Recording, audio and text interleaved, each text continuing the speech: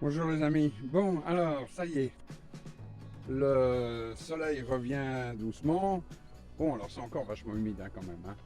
Faut pas croire, mais on va pas encore pouvoir tout de suite attaquer tous les boulots que l'on veut. Bon, simplement, en regardant bien ce que j'ai pu faire en implantation pour ma serre, je me suis rendu compte d'une chose, c'est que d'abord je m'étais trompé. Je me suis trompé de 50 cm, c'est-à-dire qu'elle fait 4,50 m de large et non pas 4 mètres. Ce qui revient à dire que ça me pose un énorme problème là-bas. Alors je ne vais pas pouvoir la mettre à cet endroit-là que j'avais prévu parce que ça va me prendre trop de place et puis surtout ça va pas aller. Donc l'emplacement idéal, ça va devenir celui de l'ancienne serre, celui-ci.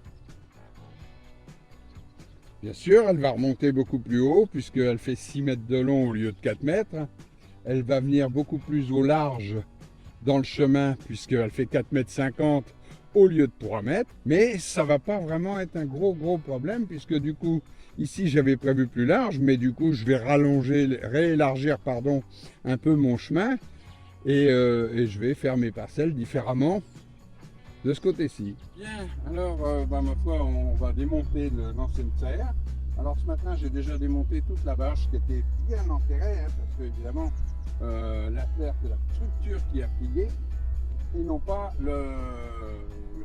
la bâche qui s'est arrachée au départ. Alors moi, ce que je conseille à tous les gens qui achètent des serres de ce type, les petites serres à 100-150 €, c'est de prendre le temps de démonter la bâche avant l'hiver, avant les tempêtes. Et surtout l'été, de bien les enterrer quand même. Mais bon, évidemment, ça fait un peu plus de boulot pour les retirer l'hiver. Mais d'un autre côté, si vous pouvez laisser survivre votre serre quelques années de plus, c'est pour ça que gagne ici. Bon, on va voir. Là, pour le moment, on démonte.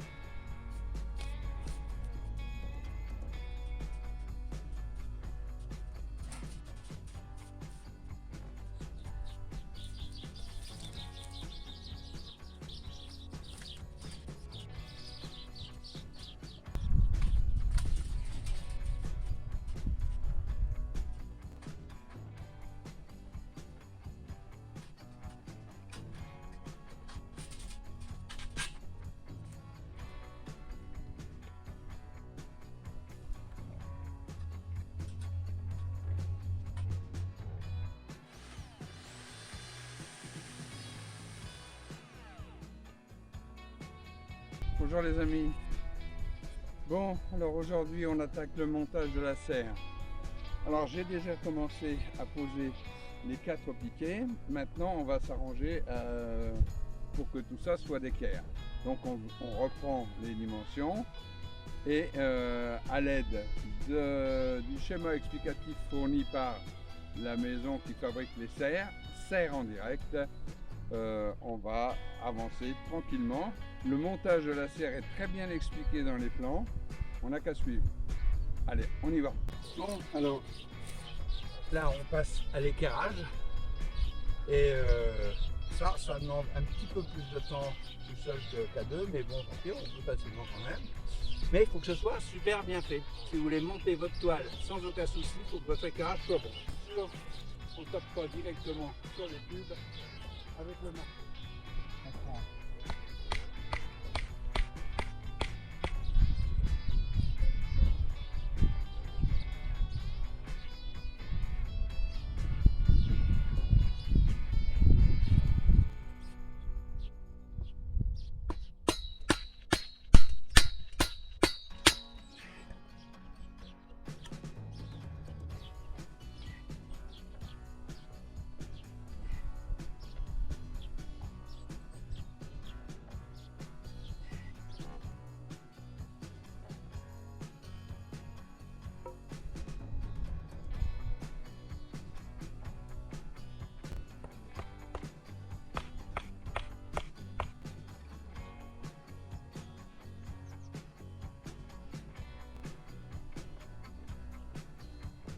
ouais.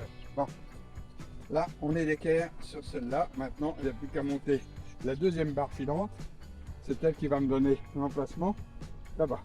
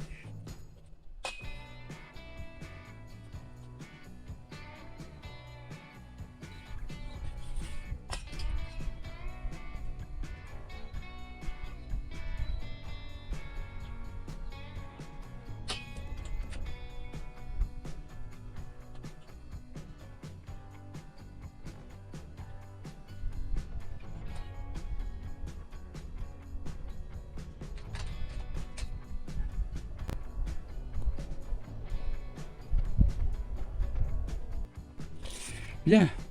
Alors maintenant, on met les autres piquets intercalaires pour les autres arceaux, tous les 2 mètres. Hein.